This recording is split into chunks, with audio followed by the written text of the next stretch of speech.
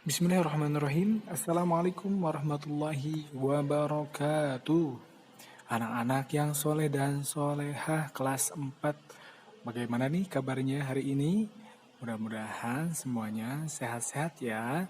Amin ya Allah ya Rabbal Alamin. Nah, anak-anak yang soleh dan soleha, berjumpa lagi ya dengan Pak Ajis di mata pelajaran PAI. Ya. Nah, anak-anak yang soleh dan soleha masih ingat nggak? Sebelumnya, materi pembelajaran PAI kita membahas tentang apa? Ayo, ada yang masih ingat? Ya, betul. Sebelumnya, kita bersama-sama menonton ya, yaitu tentang kartun Syamil dan Dodo. Ada yang masih ingat? Ya, yaitu tentang nama-nama dan tugas-tugas malaikat ya.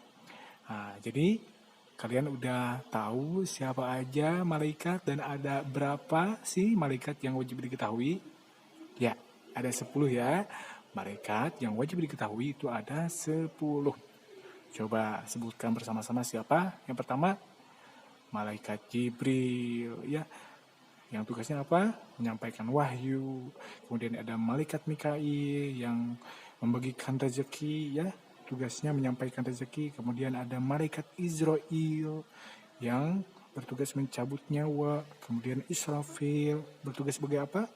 Ya betul, meniup trompet sangkakala ya. Kemudian siapa lagi? Ada malaikat Munkar dan Nakir yang bertugas sebagai menanyai ya, kita di dalam kubur. Kemudian ada Raqib Atid yang tugasnya apa? Mencatat amal manusia. Kemudian dua terakhir yaitu malaikat Malik dan Ridwan ya, yang tugasnya menjaga pintu neraka dan pintu surga ya. Oke, pasti anak-anak yang soleh dan solehah karena semuanya rajin membaca dan rajin belajar pasti sudah tahu dong nama ke-10 malaikat ini dan tugas-tugasnya. Pak, aku malu Pak. Oh, tenang aja ya. Kalian boleh menonton link yang Bapak bagikan sebelumnya ya. Oke, untuk mengulangi materi yang sebelumnya.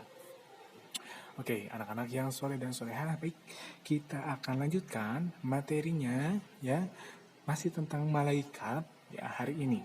Yaitu yang akan kita pelajari adalah pengaruh iman kepada malaikat bagi kehidupan manusia. Ya, jadi apa sih pengaruh iman pada malaikat bagi kehidupan manusia? Ya, nah jadi anak-anak yang soleh dan soleha, iman kepada malaikat itu ya, pertama menjadikan kita berhati-hati dalam berperilaku, dalam bersikap ya, dalam bertingkah laku dalam kehidupan sehari-hari ya.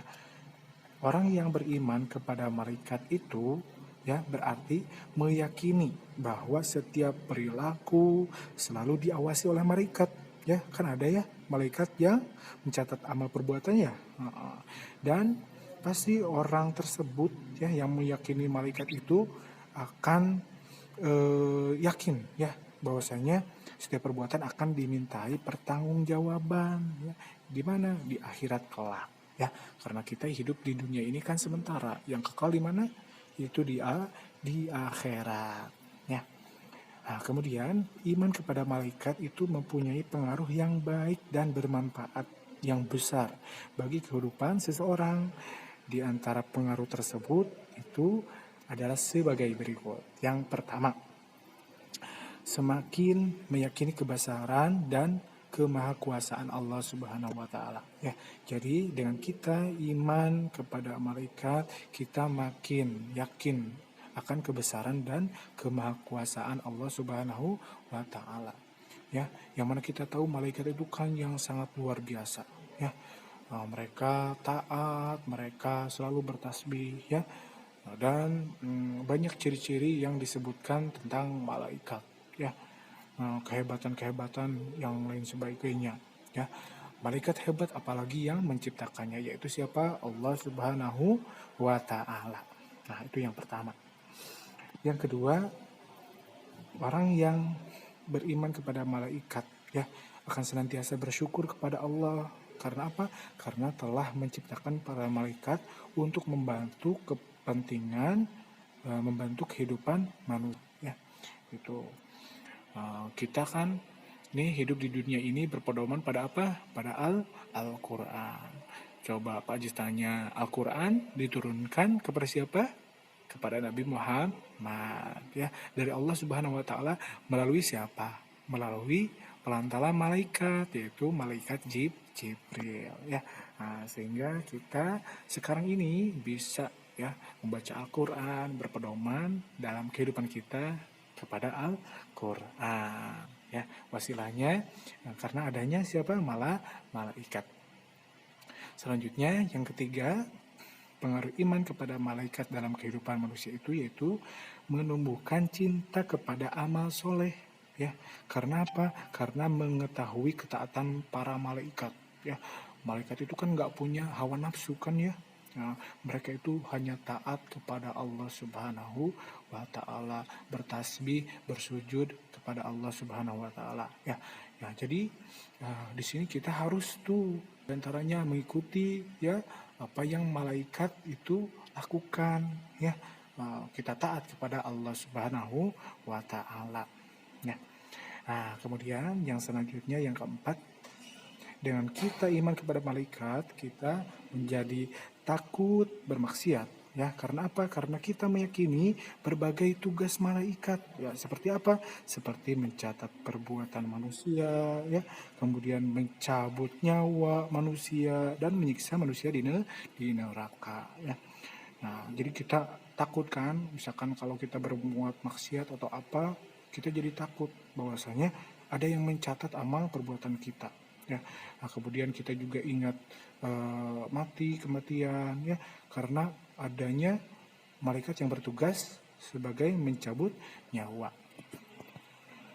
Dan kita menjadi takut juga untuk bermaksiat karena apa? Karena kita yakin nanti di akhirat di neraka akan ada malaikat yang bertugas sebagai ya apa? Yang menyiksa manusia ketika manusia itu berdosa, ya. Nah, seperti itu. Dan yang terakhir, apa pengaruh iman kepada malaikat bagi kehidupan manusia? Yaitu cinta kepada malaikat, ya, karena mereka sangat taat kepada Allah Subhanahu wa taala serta selalu membantu dan mendoakan manusia, ya. Jadi anak-anak yang soleh dan solehah ya harus ketahui bahwasanya malaikat itu ya senantiasa bertasbih, berzikir dan memohonkan ampun ya untuk kita sebagai manusia yang sangat luput dari dosa, ya.